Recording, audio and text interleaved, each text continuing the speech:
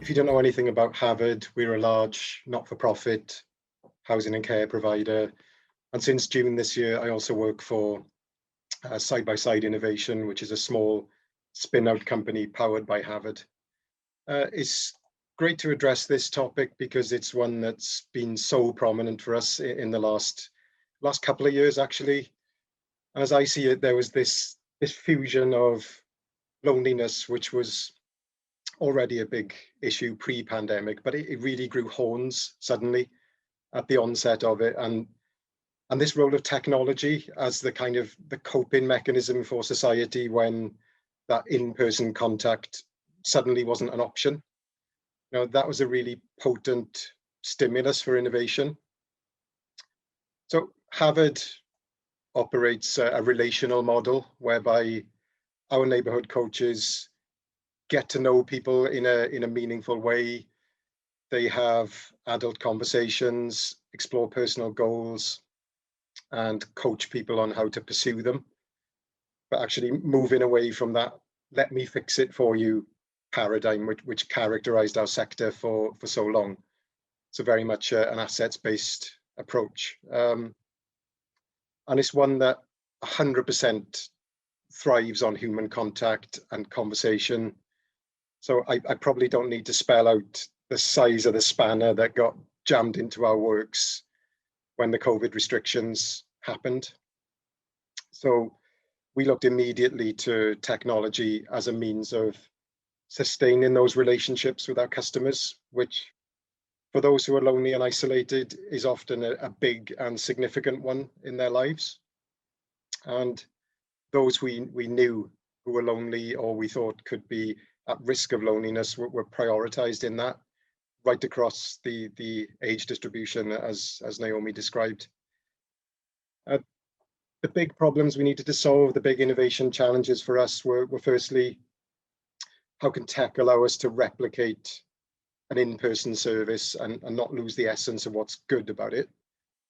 And secondly, how do we overcome those issues of accessibility, skills, and affordability, which, if you like, are comorbidities for loneliness in much of our customer base? So in terms of what we did, we've got 2 live experiments involving technology in the field at the moment being tested. One of those we've called Home Care, which was a collaboration with Accenture, Swansea University, and Amazon Web Services pre-pandemic, actually, to explore the role of technology in loneliness. But we obviously accelerated when the pandemic began, and listened to feedback from over 1,400 welfare calls with our customers in at-risk groups.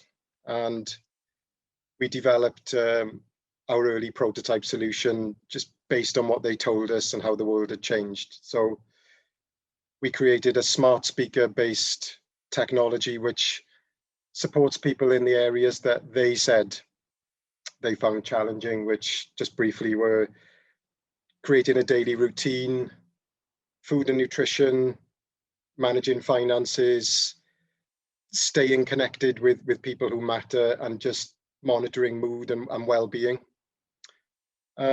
We made it easy and accessible to overcome some of the potential skills and access barriers.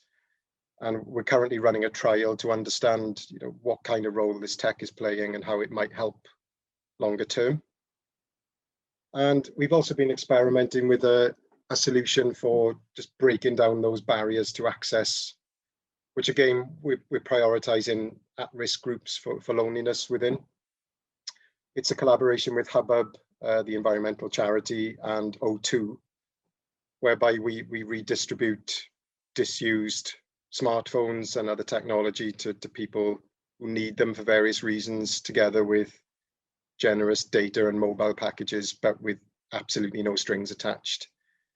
And we're just finding that this really simple intervention is making the difference for people who are otherwise getting deeper into isolation and at increased risk of experiencing loneliness, whether that's down to finances, confidence, or some other kind of barrier.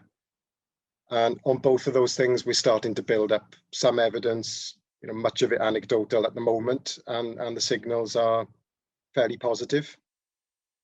So just to round off, I think there are a number of questions and challenges still to be tackled. I could talk about a couple of them. Firstly, I think much of our understanding has been formed around an outlier, if you like, a situation in which there was enforced isolation and loneliness, if you like, and that amplified risk factors for many people already at risk. So while tech certainly has some promise in the world as it's become since COVID, what role does it have in getting people reconnected and confident in a post-pandemic world, if we dare to think of one? How will it combine with non-tech-based solutions, for example? And secondly, I'd love to learn a bit more about the unintended harms of technology for people who are lonely.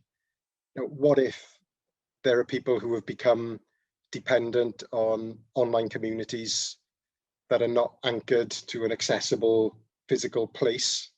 What happens when these dissipate or lose their momentum as freedoms return? And I'm not saying I know this to be true, it's just a hypothesis I'd really like to test. And there are so many other questions I think it would be worthwhile looking at, but these ones feel quite magnetic to me. And they feel like natural next steps we need to take to kind of build this rounded picture.